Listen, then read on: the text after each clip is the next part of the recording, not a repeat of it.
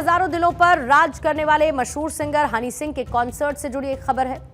और खासकर अगर आपने भी इस कॉन्सर्ट में जाने का इरादा या मन बनाया है तो उससे पहले यह खबर आपको जरूर देखनी चाहिए। सिंगर हनी सिंह के शो के टिकट बेचने वाली टिकटिंग प्लेटफॉर्म जोमैटो को शो कॉज नोटिस भेजने की तैयारी की जा रही है। यानी कि अब आप जहां से ऑनलाइन टिकट खरीदकर तसल्ली कर लेते थे कि आप इस शो का हिस्सा बनेंगे ही, महाराष्ट्र की साइबर सेल को तसल्ली बख्श जवाब नहीं मिला। जोमैटो टिकट प्लेटफॉर्म पर कोई मेजर एक्शन लिए जाने की पूरी संभावना बनती है। बहरहाल ये कहना फिलहाल मुश्किल है कि क्या एक्शन हो सकता है, लेकिन जिन लोगों ने हनी सिंह के कॉन्सर्ट की टिकटें खरीदी हैं उनकी धड़कनें जरूर बढ़ गई होंगी। महाराष्ट्र में हनी सिंह के 2 कॉन्सर्ट्स होने वाले हैं, तो 22 फरवरी को जहां मुंबई में और 14 मार्च को पुणे में ये कॉन्सर्ट होना है और इन शो की टिकट्स लगातार बेची जा रही हैं। लेकिन इसमें ऑनलाइन टिकटिंग को लेकर कुछ ऐसे नियमों की अनदेखी की गई जिससे ऑनलाइन टिकटिंग प्लेटफॉर्म जोमैटो की मुसीबत बढ़ सकती है। पूरा मामला समझ लीजिए। दरअसल टिकटिंग को लेकर उठ रही चिंताओं के मद्देनजर साइबर सेल लगातार मेजर डिसीजंस ले रहा है और इसी वजह से Maharashtra cyber cell ticketing platform Zomato को कारण बताओ नोटिस जारी करने की तैयारी कर रहा है।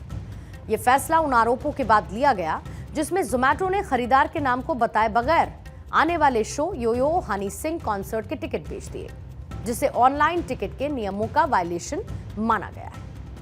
एक दौर था जब मेगा फिल्मों की टिकटें ब्लैक हुआ करती थी, लेकिन मल्टीप्लेक्स के जमाने में वो दौर तो करीब करीब खत्म हुआ, लेकिन अब ऑनलाइन टिकटिंग के जमाने में फ्रॉड का खतरा भी मंडराता नजर आ रहा है और इसीलिए साइबर सेल की नजर इस तरीके के इवेंट्स पर रहती है।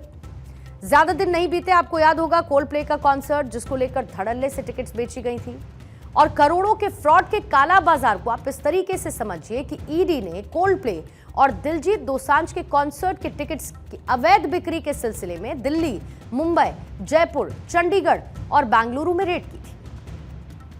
अहमदाबाद में 25 जनवरी को दुनिया के सबसे प्रसिद्ध ब्रिटिश रॉक बैंड कोल्डप्ले का कॉन्सर्ट होने वाला था। शो के टिकट 16 नवंबर 2024 को बुक माई शो पर लाइव हुए और उसके बाद से ही टिकटों के फर्जीवाड़े का खेल भी शुरू हुआ। साइबर ठग सोशल मीडिया के जरिए सस्ते टिकट का लालच देकर लोगों को धोखा देने लगे।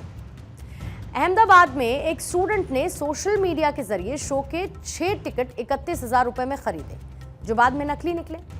स्टूडेंट ने साइबर सेल में धोखाधड़ी यानी कि फ्रॉड की शिकायत दर्ज करवाई और तब साइबर फ्रॉड के इस नए पैतरे के बारे में पता चला और इसीलिए साइबर सेल अब ज्यादा एक्शन में नजर आ रहा है, प्रिमिटिव मेजर्स लेता हुआ दिख रहा है। इस घटना के बाद से एक्टिव हुए साइबर सेल ने लोगों से सावधान रहने की अपील की है। एहतियातन दोनों बड़े प्लेटफॉर्म कंपनीज को कुछ नियम फॉलो करने के लिए भी कह दिया गया। महाराष्ट्र साइबर ने बुक माई शो और जोमैटो को दिए हुए इंस्ट्रक्शंस में कहा है कि जो भी कोल्डप्ले जैसे बड़े कॉन्सर्ट या फिर बड़े इवेंट के टिकट बेचे जाएं, उस पर खरीदार का नाम प्रिंट हो, जिससे उसकी ब्लैक मार्केटिंग ना हो पाए और इवेंट के वेन्यू में जो उस टिकट के साथ पहुंचे वहां पर उसे अपना भारत सरकार की तरफ से जारी आईडी कार्ड यानी कि आधार कार्ड, पैन कार्ड या फिर ड्राइविंग लाइसेंस दिखाना कंपलसरी होगा। टिकट पर लिखा हुआ नाम और आईडी कार्ड का नाम मैच होने पर ही इवेंट में एंट्री मिलेगी। महाराष्ट्र साइबर सेल इन उपायों के साथ एक व्हाइट पेपर प्रकाशित करने का भी इरादा बना रहा है, पब्लिश करने का।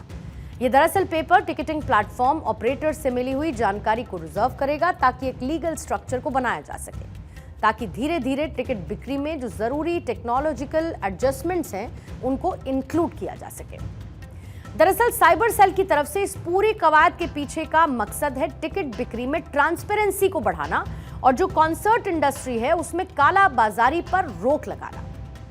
साइबर सेल दर्शकों और कॉन्सर्ट के आयोजकों के बीच बेहतर तालमेल को भी बढ़ावा देना चाहता है, जिस वजह से ज्यादा जानकारी को साझा करने पर जोर दिया जा रहा है।